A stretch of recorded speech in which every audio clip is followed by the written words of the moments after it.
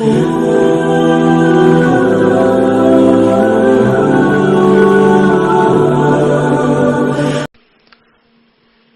لله نحمده ونستعينه ونستغفره ونؤمن به ونتوكل عليه ونعوذ بالله من شرور أنفسنا ومن سيئات أعمالنا من يهده الله فلا مضل له ومن يضلله فلا هادي له وأشهد أن لا إله إلا الله وحده لا شريك له وأشهد أن محمدا عبده ورسوله صلى الله تعالى عليه وعلى آله وأصحابه أجمعين أما بعد فأعوذ بالله من الشيطان الرجيم بسم الله الرحمن الرحيم يا أيها الذين آمنوا كتب عليكم الصيام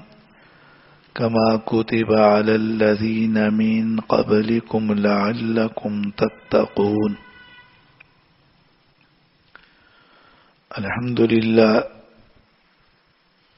رمضان کا مبارک اور عظیم مہینہ قریب آ گیا ہے.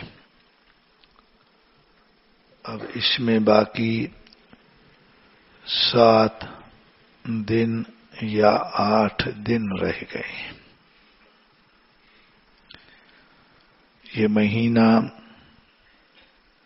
مبارک مہینہ ہے، مبارک بہت ہی نفع والا مہینہ. دنیا کے منافع بھی ہیں مگر آخرت کے تو بہت کثیر ہیں.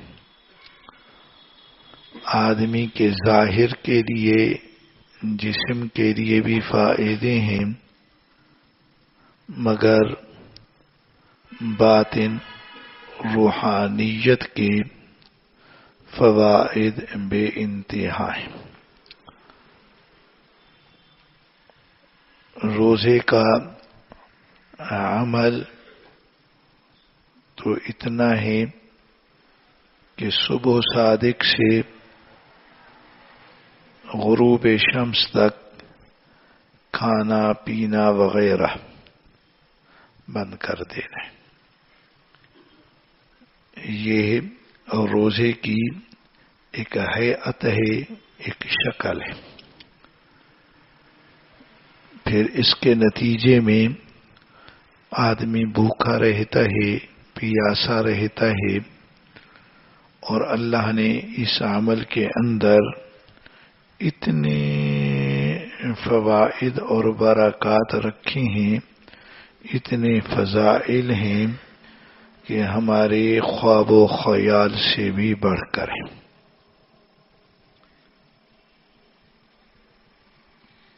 یہ مہینہ مبارک ہے، یہ مہینہ عظیم ہے. اس مہینے میں ایک روزہ اس کے اتنے فوائد ہیں کہ اگر کوئی اس کا ایک روزہ نہ رکھے پھر اسے سارا زمانہ ملے اور اسی ایک روزے کی جگہ پر روزے رکھتا رہے تب بھی اس کی قضا نہیں ہو سکتی، اس کا برابرہ نہیں ہو سکتا. گو جو قانون قضا ہے اس کے لیے تو ایک روزے کی جگہ پر ایک روزہ ہی ہے، مگر رمضان کے روزے میں جو اللہ نے برکات رکھی ہیں، فضائل رکھی ہیں، اپنا قرب رکھا ہے، اپنی برکات رکھی ہیں، سارا زمانہ اس ایک روزے کا برابرہ ان برکات میں نہیں کر سکتا ہے. تو اندازہ ہوا کہ رمضان کا ایک دن، اس ایک دن کا ایک روزہ کتنی بڑی شان رکھتا ہے. اس مہینے میں اللہ تعالی کے یہاں سے مغفرت ہے، رحمت ہے، جہنم سے آزادی ہے۔ ویسے تو آخری عشرہ یہ پورا کا پورا جہنم سے آزادی کا عشرہ ہے، مگر ایک اور حدیث میں یوں بھی ہے کہ رمضان کی ہر رات میں بھی اللہ تعالی کے ہاں سے لوگ جہنم سے آزاد کیے جاتے ہیں۔ وہ پورا عشرہ دن رات ہر وقت، پھر یہ ادھر ہر رات، تو بہت اہم مہینہ ہے، بہت فضیلت والا مہینہ ہے۔ تو اس کے لیے فکر، تیاری اور دعا بھی اتنی اہمیت کے ساتھ ہو۔ ہمارے ہاں رمضان کے متعلق پہلے سے تیاری کا ماحول نہیں ہوتا ہے، کوئی ترتیب نہیں ہوتی، مگر بہت سارے مقامات ہیں کہ وہاں اس سے پہلے ہی اس کا ماحول تیاری کا ہوتا ہے۔ اللہ والوں کے ہاں اس کے ساتھ دعاؤں کی ترتیب ہوتی ہے۔ پھر یہ ہوتا ہے کہ ایسے حضرات کو یہ مہینہ عجب شان کے ساتھ ملتا ہے۔ رمضان کا مہینہ، اس کی ہر رات، اس کا ہر دن، پھر اس کا آخری عشرہ میں لیلۃ القدر کی رات، ان سب چیزوں کی بہت بڑی شان ہے۔ اب کس کو یہ مہینہ کتنی شان کے ساتھ ملتا ہے یہ جدا چیز ہے۔ اس کو اتنی قدر ملا، اس کو اتنی قدر ملا، اس کو اتنی قدر ملا۔ ویسے تو ہر عبادت کی بات ہی ایسی ہے، نماز ہے، اس کی شان ہے، اس کے برکات ہیں۔ اب کس کو کس قدر کتنی مقدار میں ملی یہ جدا بات ہے۔ قرآن مجید ہے، اس کی تلاوت ہے، اس کا علم ہے، اس کی بہت بڑی شان ہے۔ کس کو کتنی قدر شان ملی، برکات ملے، یہ جدا چیز ہے۔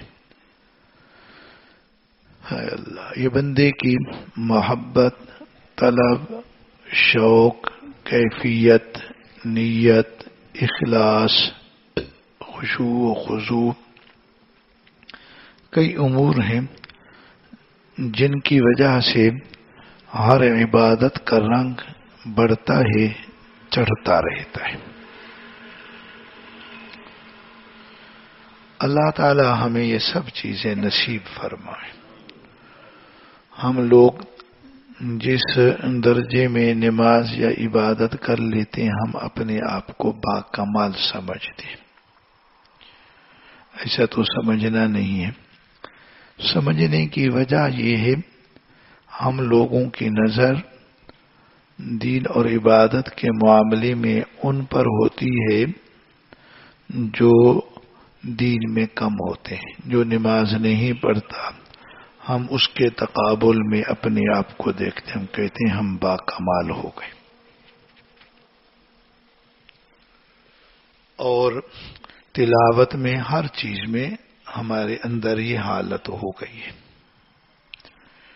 اس کا نقصان بھی ہوتا ہے کہ دوسروں کے مقابلے میں اپنے آپ کو باکمال سمجھنا یہ عجب اور فخر ہے۔ اس طرح دوسرے کو حقیر اور کمتر سمجھنا یہ بھی عجب کی ایک خطرناک صورت ہے۔ بندہ کسی کو بھی حقیر نہ سمجھے، نہ دین کے لحاظ میں کسی کو دیکھ کر، نہ دنیا۔ کسی کو دیکھو ایسا غریب ہے کہ سڑک پہ جھاڑو دیتا ہے، اس کو حقیر نہ سمجھو، اس کی بھی باز پرسو ہوگی۔ کسی کا پیشہ کم دیکھ کر، کسی کی شکل، رنگ، کچھ کم دیکھ کر قطعاً اس کو حقیر نہ سمجھو، کسی کا مذاق نہ اڑاؤ۔ یہ تو اللہ نے خطاب فرما کر فرمایا یا ایھا الذین آمنوا لا یسخر قوم من قوم عسى ان یکونوا خیرا منهم۔ یہ کسی کو حقیر سمجھنے کی وجہ سے مذاق اڑانا ہوتا ہے۔ اب یہ سب چیزیں جو ہدایات کی ہیں تو ہم حیران ہیں کہ ہم کہاں کھڑے ہیں۔ چند مخصوص ترتیبوں پہ چل کر ہم نے اپنے آپ کو بہت ہی پاکیزہ سمجھ لیا،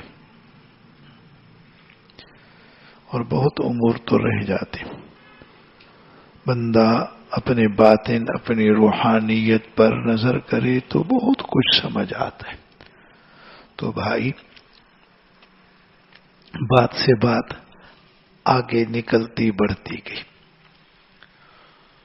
تو اصل میں ہم لوگ دین کے معاملے میں اپنے سے کم والوں کو دیکھتے ہیں، اس کی نماز ایسی، ہم نے سمجھا ہم باکمال ہو گئے۔ ایسا تھوڑی ہے، باکمال ہونا یہ ہے جتنی بھی عبادت کرو اپنے آپ کو کم ترین سمجھو، حقیر ترین سمجھو، اپنے آپ کو کچھ نہ سمجھو، سمجھو پھر کوئی کام ہے، پھر کوئی کام ہے۔ اللہ کے نیک بندوں میں یہی بات ہے۔ قرآن و حدیث سے ساری باتیں بھی معلوم ہوتی ہیں۔ تو میرے بھائی یہ رمضان ہے، رمضان کے روزے ہیں، ان روزوں کی اپنی شان ہے، مختلف، اس درجے کی، اس درجے کی، اس درجے کی، اس درجے کی۔ ایسے بس سرسری عمل سے باکمال نہ سمجھیں، گو وہ بھی ایک شان رکھے، ایک برکت رکھے، ایک فضیلت رکھے، مگر ہر عبادت کی بھی آگے آگے گہرائی ہے۔ ہدایت الہیہ جو ہے یہ ہے، اس کے درجے ہیں لامتناہی درجات ہیں۔ بندہ اپنے آپ کو ہر اگلے دن ایک اگلے درجے میں سمجھے۔ اللہ والے کہتے ہیں جس آدمی کے 2 دن ایک درجے میں گزر گئے وہ مغبون ہے، بڑے غبن والا ہے، نقصان والا ہے۔ ہم کو تو یہ بھی پتہ نہیں چلتا صاحب ہفتہ پہلے کس مقام پہ تھے، آج کیا ہو، پتہ ہی نہیں چلتا، وہیں کے وہیں کھڑے، باطن کی کوئی ترقی نہیں، یہ نہیں وہ نہیں۔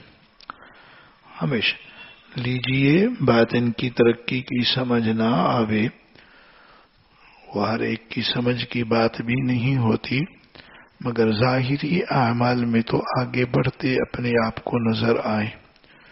یہ نہیں کہ پہلے کچھ اچھی حالت عمل اب بعد میں پیچھے ہو گئے، اپنے اوپر نظر رکھا کریں، پہلے میں یوں کرتا تھا اب یوں، یہ کیوں ایسے ہو گیا؟ کہیں عجب تو نہیں آ گیا؟ کئی خرابی ہیں، ایک تنہا موبائل کی خرابی بھی بڑی خطرناک آ گئی ہے۔ اب تو بندہ اس کے بغیر ایک دن جی نہیں سکتا۔ کبھی کسی سے بڑا موبائل لے لیا جائے نا، باپ بچے سے لے لے، استاد شاگرد سے، حیران کیا ہو گیا، پریشان۔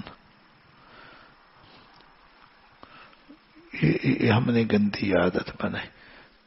کیا رمضان میں بھی اسی طرح کرنا ہے کیا؟ ایک طرف اپنے اوپر رکھیں، ایک طرف بند کر دیں، اس کو کیا ضرورت ہے اس کی؟ جو ضرورت والے ہوتے ہیں وہ کوئی ہوتے ہیں، وہ صرف ضرورت کے لیے اس بڑے موبائل کو استعمال کرتے ہیں۔ جو یہ گیمی ہیں، گند ہے، کیا کریں گے؟ تو بھائیو رمضان رمضان ہے، اس کا ہر دن سبحان اللہ، ہر رات سبحان اللہ، ہر لمحہ سبحان اللہ، اس کی شان ہی کہیں ہے۔ اس لیے اللہ سے رمضان مانگیں اور اللہ سے یہ عرض کریں، اللہ رمضان پوری شان کے ساتھ نصیب فرما مجھے، قرآن دے پوری شان پوری برکات، میرا ظاہر میرا باطن قرآن سے منور ہو جائے، میری آنکھیں میری زبان منور ہو جائے، روزے کے عمل سے میرا ظاہر باطن منور و مبارک ہو جائے۔ ہاں، روزہ ہے، بھوک ہے، پیاس ہے، دل دماغ پہ اثر، کمزوری پورے وجود پر اس کا اثر ہوتا ہے، تو اس کی برکات بھی تو پورے وجود پر ہو نا۔ باتیں بہت لمبی ہے، وقت ہمارا تھوڑا ہے بیان کا۔ تو رمضان اللہ پوری شان سے مانگنا تو ہے نا، اور مانگنے کے ساتھ اس کے لیے فکر بھی کرنی، محنت بھی کرنی۔ مدرسے میں پڑھنے پڑھانے کی ترتیب بھی ہے، یہ بھی ایک عبادت ہے، مگر رمضان کی کچھ عبادتیں جدا خاص بھی ہیں، نماز، تلاوت، روزہ تو روزے کے ساتھ تو ہر چیز چل سکتی ہے نا، وہ خوب ہو، یہ نہیں کہ میں پڑھ رہا ہوں تو میری تلاوت ہو ہی نہ، یہ کیسے سوچا۔ پھر یہاں مدرسے کے نظام میں دوسرے عشرے کی کسی تاریخ میں پھر یہ سب اسباق کے نظام تکمیل تک پہنچ جاتے ہیں، تاکہ بقیہ ایام جو مدرسے میں رہیں یا گھروں میں جائیں تو خوب یہ عبادتیں کریں، خوب تلاوت، خوب دعائیں، خوب نماز، خوب یہ چیزیں۔ اللہ ہم کو یہ ساری برکات دے، ابھی سے ترتیب ہو، تلاوت کرنی ہے پڑھائی کے دوران میں بھی خوب، اس کے بعد تو اور خوب اللہ تعالی سے رمضان مانگنا ہے۔ پھر رمضان میں روزہ، نمازیں، دعائیں، تلاوت، اعتکاف۔ پھر ایک اعتکاف مسنون ہے جو آخری عشرہ کا، یہ بات بھی بہت اہم ہے کہ پورے رمضان میں بھی اعتکاف اللہ والے بیٹھتے ہیں۔ دنیا میں ایسے لوگوں کی تعداد بھی لاکھوں میں ہے جو پورا رمضان اعتکاف بیٹھتے ہیں۔ پھر اعتکاف آخری عشرہ کا ہو تو پھر ایسا انداز نہ ہو جیسے کہ ایک ماحول خراب سا بن گیا ہے، بس اعتکاف ہے، جتنے اعتکاف والے ہیں صبح مجلس ہو رہی ہے، شام مجلس ہو رہی ہے، وہ دوست ملنے آ رہا ہے، وہ یار ملنے آ رہا ہے، پھر گپیں ہیں، پھر یہ ہے، اخبار ہے، وہ جس میں تصویریں ہیں، جناب موبائل، واہ واہ، اعتکاف بیٹھا ہے یا اپنی ان دنیاوی مشغولوں کے لیے مسجد کو اپنا ٹھکانہ بنا لیا، کام الٹا کیا سیدھا کیا۔ اعتکاف تو یہ کہ ہر چیز ادھر میں ادھر اللہ کے ساتھ، یہ نہیں کہ جو مشغلے وہ تھے پہلے وہاں کرتے تھے اب مسجد میں آ کے کریں۔ دیکھنا اعتکاف صحیح بیٹھنا ہے تو بیٹھنا ہے، ورنہ نہیں بیٹھنا۔ عام طور پر مساجد کے اندر مسجد والے بیچارے نگرانی بھی نہیں کر سکتے، محلے والا ہر آدمی اپنی وہ ٹور میں ہوتا ہے، مسجد کا امام کہہ نہیں سکتا، اس کو تو ویسے نوکر سمجھا جاتا ہے۔ متولی کی کون سنتا ہے؟ وہ سارے محلے والے ایک کمیٹی بنے ہوتے ہیں، اس میں جو خاص مالدار ہوتے ہیں نا، وہ ان کو بنایا جاتا ہے، وہ حق سمجھتے ہیں جو ہم جو مسجد میں چندہ دیتے ہیں کمیٹی کے اہم ممبران ہم ہیں، پتہ نہیں کیا حالانکہ ان اولیاءہ الا المتقون، مسجد کے متولی متقی ہوں، قرآن نے حصر کے ساتھ فرمائے، نہیں اولیاء، بات مسجد حرام کی، جو حکم مسجد حرام کا وہی حکم ہر مسجد کا۔ قرآن تو اصول اور کلیہ بیان کرتا ہے نا، ان اولیاءہ الا المتقون، تو سارا کام ہی گڑبڑ، نظام صحیح رکھنا ہے، کسی مسجد اپنا بس اعمال عبادات وغیرہ۔ اللہ تعالیٰ ہم سب کو صحیح ترتیب عطا فرمائے۔ صحیح تو بھائی کوئی کیسا پورے رمضان کا بھی اعتکاف ہے؟ ایک حدیث سے یوں معلوم ہوتا ہے کہ آپ علیہ السلام نے پورے مہینے کا اعتکاف فرمایا، پھر اس کی تشریح تحقیق کی ایک ترتیب ہی جدا ہے۔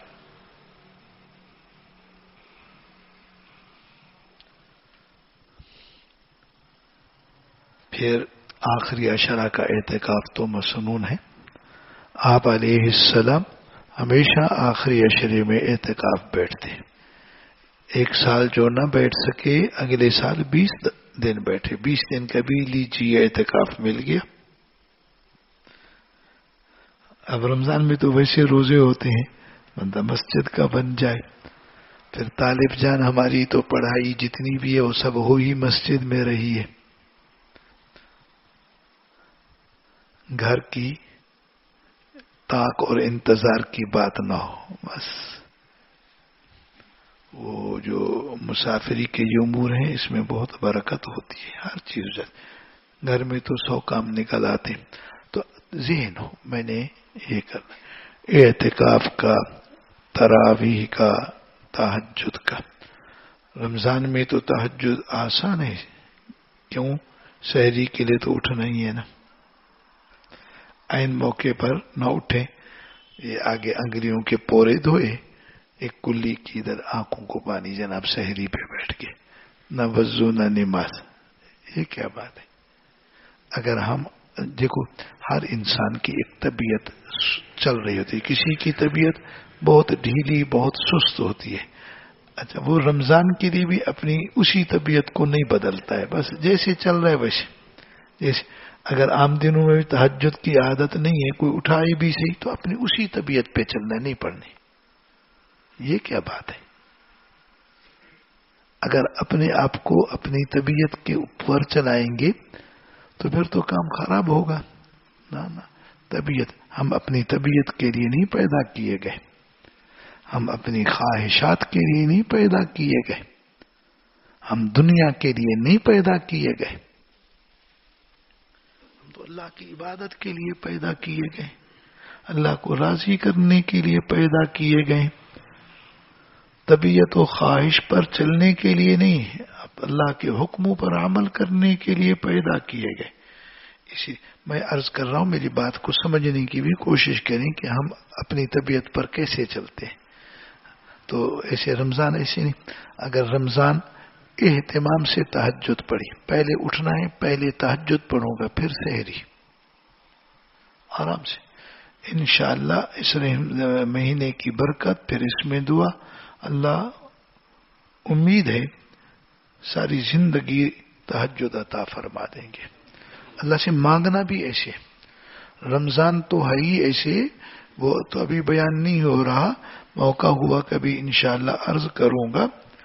یہ تو رمضان, اس کے روزے, یہ تو ہر چیز ہے ہی ایسی کہ پورے 11 مہینے کے لیے بندہ تمام امور میں اس کی مشق کر کے, تمرین کر کے, اپنی تربیت کر کے پا کے پورا 11 مہینے زبردست چلے, پھر پوری زندگی چلے. پھر رمضان, یہ تو ایسی ترتیب ہے. اللہ تعالی ہماری اصلاح تربیت کے لیے کیا کیا اعمال کے بھی انتظام دیے. بندہ ان اعمال پہ چلے. یہ رمضان, اس کے علاوہ ہر روز کی نماز ہے, ہر روز کی سبحان اللہ, ایسا نظام ہے. تو بس اس ترتیب پہ چلتا جائے گا. اللہ تعالی ہم کو برکتیں عطا فرمائے. یہ اپنی طبیعت بنائیں اور اس میں کسی سے اصلاح حاصل کریں, نیک لوگوں کی صحبت میں رہیں.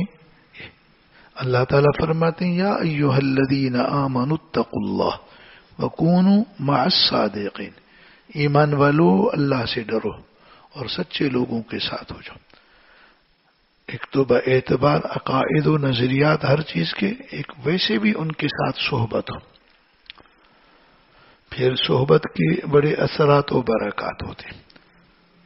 یہ تو اللہ تعالیٰ کا فضل ہے. اللہ نے مدرسوں کا ایک نظام دیا ہے جس میں سب لوگ طلبہ جیسے بھی ہیں, صالح ہیں, تو ایک صحبت ہے, اثرات ہیں, ایک دوسرے کی ترتیب ہوتی ہے, ایک سے دوسرے پر رنگ چڑھتا ہے, اثر ہوتا ہے, برکات ہوتے ہیں. جب سب لوگ عمل میں ہوتے ہیں تو اللہ کی طرف سے ہر ایک کو اس کے عمل کا نور پڑتا ہے. پھر ہر ایک کے نور کا عکس دوسروں پہ پڑتا ہے. ہر ایک پہ رحمت برستی اس کے عمل کی, اس رحمت کا عکس دوسروں پہ پڑتا ہے. دوسروں پہ برسات ہوتی ہے. پھر کتنے برکات ہوتے ہیں. یہ ہے نیک ماحول میں رہنے کی بات، اچھے لوگوں میں رہنے کی بات ہوتی ہے، بندے پر اثر ہوتا ہے. دو چار آدمی بیٹھے، کوئی دعا کے لیے ہاتھ اٹھائے، اس کو رونا کیا آئے گا، دوسروں پر بھی اللہ تعالیٰ وہ اثر پیدا کر دیتے. کتنا فائدہ ہوتا ہے. نیک لوگوں کی صحبت یہ ضروری ہے.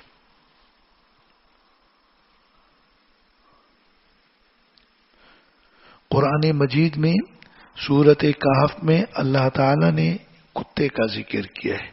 وَقَلْبُهُمْ بَاسِطٌ ذِرَاعَيْهِ بِالْوَسِيدِ. کسی مثال میں کتے کا نام نہیں ہے، ایک شخصی کتے کا ذکر ہے، پوری جنس کا نہیں، شخصی خاص کتے کا ذکر ہے جو اصحاب کہف کے ساتھ اللہ نے ہمیشہ کے لیے اس کا تذکرہ قرآن میں رکھ دیا ہے. ہمیشہ کے لیے، ہمیشہ کے لیے. کس وجہ سے؟ کوئی چیز نہیں، صرف ایک بات، وہ اللہ کے نیک بندوں کے ساتھ چلتا جا رہا ہے. دیکھو چلتا چلتا چلتا چلتا، جہاں وہ غار میں بیٹھے، وہ غار کے دہانے اور دروازے پر بیٹھ گئے. ان کو تو نیند گہری آئی اور یہ کتا ویسے بیٹھا. اب اس کی کیا حالت، اس کا ذکر نہیں. نیک لوگوں کے ساتھ ہے، صرف یہ بات ہے. اور کیا بات تھی، اور کیا بات تھی؟ کوئی اس کی کسی اور عمل کا ذکر ہے کیا؟ اس کے ساتھ تھا بس. وہاں سے نیک لوگوں کے ساتھ رہنے کی وجہ سے کتے کا دائمی تذکرہ قرآن میں آ گیا. نیک لوگوں تو بھائیو، نیک لوگ تو نیک لوگ ہوتے ہیں، صالحین ہوتے ہیں، مگر صحیح صالحین ہو اصلی کو.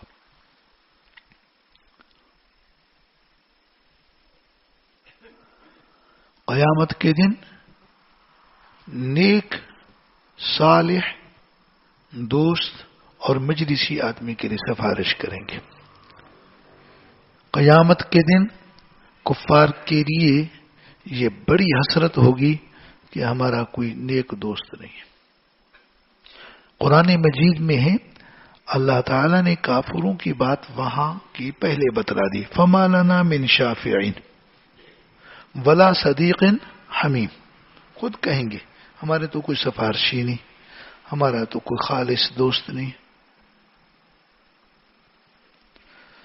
وہاں وہ دوست ہوگا، کام دے گا جو نیک.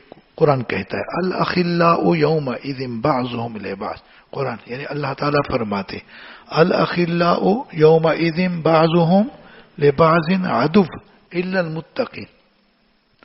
جتنے بھی یہاں پر دوست ہیں، جتنے بھی ہیں، اس دن ایک دوسرے کے دشمن ہوں گے. اس دن ایک دوسرے کے دشمن ہوں گے. الا المتقین، مگر متقی یہ ایک دوسرے کے دشمن نہیں ہوں گے. وہاں کسی آدمی کو اس کے بد عقیدے اور بد عملی پر جب سزا ہوگی تو اس وقت وہ وہاں یہ کہے گا مجھے فلاں نے خراب کیا تھا، اس کی صحبت میں رہا، اللہ اس کو مجھ سے زیادہ عذاب دے. خود قرآن مجید میں ہے اللہ ان کو دگنا عذاب دے، انہوں نے ہمیں گمراہ کیا. اور جگہ پر مگر کہیں نیک آدمی کو اس کی نیکی کی وجہ سے جب اللہ جنت دیں گے، نعمت دیں گے.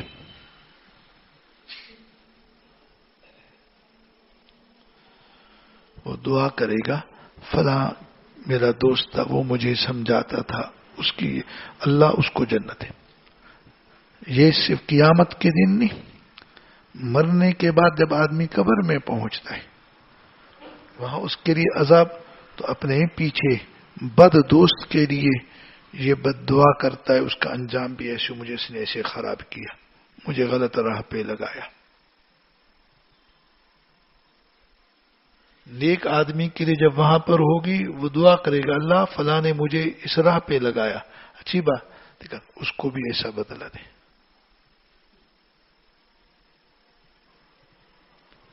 ہاں، اس اس لیے اچھے لوگوں کے ساتھ ہو، اچھے لوگوں کے ساتھ تعلق ہو. ہاں رمضان بھی اچھا گزرے، طالبی بھی اچھی گزرتی ہے، زندگی بھی اچھی گزرتی ہے. ہر ایک ہم لوگ اپنے ماحول کو دیکھیں، ہمارے گھر کے اہل و عیال اپنے ماحول کو دیکھیں، کیسے لوگوں کا ماحول ہو، کیسے لوگوں کے ساتھ ہماری ترتیب ہو، اس کے بڑے اثرات، بڑی برکات ہوتی ہیں. برے ہوں، بڑے غلط نتائج، بڑے بد اثرات آتے ہیں. بندہ مارا جاتا ہے، تباہ ہو جاتا ہے. تو ترتیب اچھی، ہر چیز اچھی. میرے بھائی ہم ایسے بنے کہ ہمارے ساتھ کسی کے بیٹھنے سے لوگوں کو فائدہ ہو جائے، ہمارا عمل ایسی ہو، ہماری نماز ایسی ہو. کچھ لوگ ہوتے ہیں جن کے عمل کو دیکھ کر اللہ یاد آ جاتے ہیں، کسی کے عاجزی کو دیکھ کر آنکھوں میں آنسو آ جاتے ہیں. کیسا اللہ والا، کیسا نیک. کسی کو دیکھو ایسی عاجزی سے دعا کر رہا ہے، بندہ دیکھتا ہے اور ادھر آنکھیں پانی سے بھر آویں. یہ کوئی وہ نہیں کہ وہ یہ نیت کرتا ہے، مگر بندے پر اثر ہونا. مسجد کے بنے، مسجد میں عموماً جو لوگ بیٹھتے ہیں عبادت کی نیت سے بیٹھتے ہیں. تو رمضان آ رہا ہے، رمضان کی پہلے آیت کریمہ کا تو ترجمہ ہی نہ کیا، اصل تو آیت ہے اس کا ترجمہ ہے. تو رمضان کی تیاری کے لیے یہ بات ہے، اللہ نے خطاب کی ہے، یا ایھا الذین آمنوا، ایمان والو، تم پہ روزے لکھ دیے گئے، فرض کر دے اللہ نے لکھ دیے. جیسے کوئی کام ہو نا، بھائی میں نے تیرا نام لکھ دیا، یہ کہنا جی نا بس بھی آپ کا بھی میں نام لکھ دیا. نہیں سمجھا؟ ایک سمجھاؤں بھائی، آپ نے عمرے پر میں نے تیرا نام لکھ دیا، یہ یوں کرے بھائی لکھ دیا، بہت خوش ہوگا، تھوڑا خوش ہوگا، بھائی اللہ نے لکھ دیے روزے. سبحان اللہ، قربان نہ ہو جائیں اللہ پہ. کس نے لکھ دیے؟ روزے. ارے روزے کی یہ عبادت کتنی بڑی مسرت کی بات ہے، کتنی بڑی نعمت کی بات ہے. اگر عمرہ نعمت ہے تو یہ اس سے ایک کوئی کم نعمت ہے؟ واہ بھی واہ، اللہ نے لکھ دیے. اب کون سستی کرے گا؟ کوئی نہیں کرنا. قرآن نے انداز ایسا رکھتا ہے. میں نے آپ کو مثال دی ہے، وہ پوری تو سمجھا نہیں پاتا ہوں. کما کتب علی الذین من قبلکم، جیسے پہلے لوگوں پر لکھ دیا گیا. جب انہوں نے اس پہ عمل کیا کیا مقام پایا؟ لعلکم تتقون، شاید کہ تم متقی ہو جاؤ. روزے سے بندہ متقی ہوتا ہے، تقوی آتا ہے، گناہوں سے بچ.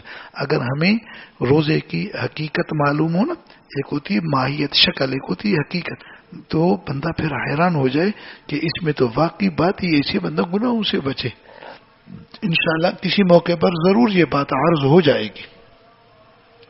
یہاں دنیا میں آدمی گناہ سے بچ جائے، وہاں ادھر پہنچ کر جہنم کے عذاب سے بچ جائے، اللہ کی ناراضگی سے بچ جائے، اللہ کے غضب سے بچ جائے. سبحان اللہ. ہاں جہنم خطرناک، اس سے بڑی خطرناک بات اللہ ناراض ہو، اللہ اپنی ناراضگی سے بچائے. بہت نظر میرے یہ عادت، میرا یہ عمل، میری اندر کی حالت، کہ مولا ناراض تو نہیں ہو گئے کہ ایسے بس بندہ حیران پریشان، ساری بد عملیاں ختم، بس چھوڑو دنیا کو. دنیا سے ان کے طریقے پہ نہ چل لو، دنیا تو کم، ان کا طریقہ نہیں، چھوڑ دو. اللہ کہیں ناراض نہ ہو، جہنم کوئی ہم میں بھگتنے کی طاقت ہے؟ خشیت ہو، خوف ہو، اللہ کی رحمت میں رجا اور امید ہو، اسی طرح زندگی بسر کرنی ہے. اسی کا لطف ہے، اسی کی لذت ہے، اسی کا مزہ ہے. یہ دنیا اور دنیا کی عیاشیاں، بے حیائیاں، بے دینیاں، موبائل کے اندر جو گند ہے، وہ گند کی بات کر رہا ہوں. جو صحیح چیز ہے سو صحیح ہے، جو ضرورت ہے سو ضرورت ہے،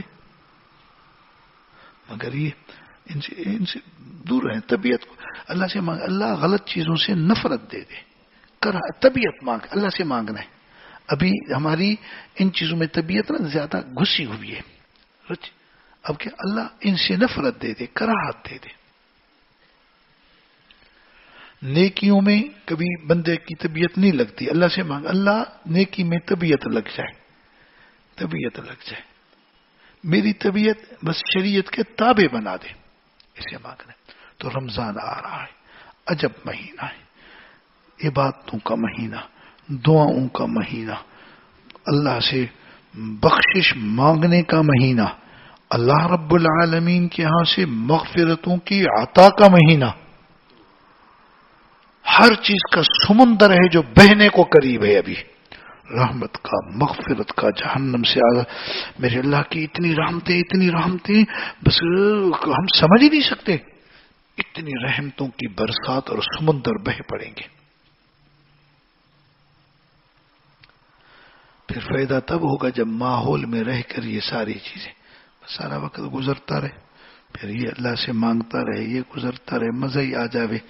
اور پھر بڑا مزہ یہ ہے کہ وہ قبول فرما کر راضی ہو جائے. ہاں یہ بھی تو ہے نا، بندہ کر لے پھر پتہ ہی نہیں کہ کیا ہے. امید تو بڑی کہ وہ وَهُوَ الَّذِي يَقْبَلُ التَّوْبَةَ، وہ اللہ تعالیٰ بہت قبول کر رہا، سمیع ہے، سمیع کے سننے والے، قبول فرمانے والے. توبہ قبول فرماتے ہیں، عبادتوں کو قبول فرماتے ہیں. وہ تو وہ ہیں، اللہ کی تو عطا بڑی ہے، وہاں سے کمی نہیں ہے، نہ خزانے میں کمی ہے نہ عطا میں کمی. ایک ہوتا ہے بندے دل تو بڑا چاہے ہمارا لیکن ہے ہی نہیں. کبھی کبھی کوئی بچے کو کچھ دل چاہے اتنی بڑی چیز لیکن ہے ہی نہیں، کیا کرے پھر. کبھی یہ کہ دل تو چاہے نہ چیز تو ہوئے لیکن دل نہ چاہے. وہاں نہ عطا کی کمی ہے نہ خزانے کی کمی ہے، نہ عطا کی کمی ہے نہ خزانے کی کمی. ہاں جہاں یہ بات ہو تو وہاں پر آدمی دعا سے مانگتا کیوں نہیں، عمل سے چاہتا کیوں نہیں ہے. دعا سے بھی عمل سے بھی، یہ دعا بھی جدا، عمل جدا. عمل سے بھی بندہ اللہ وہ رحمتوں کی برسات برستی رہتی.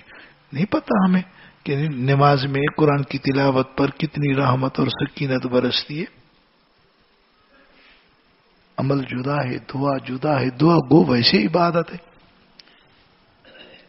یہ جہان عجیب ہے، اللہ کی عبادتوں کا، یہ دعاؤں کا اتنا عجیب ہے کہ سبحان اللہ. اللہ ہم کو عطا فرمائے.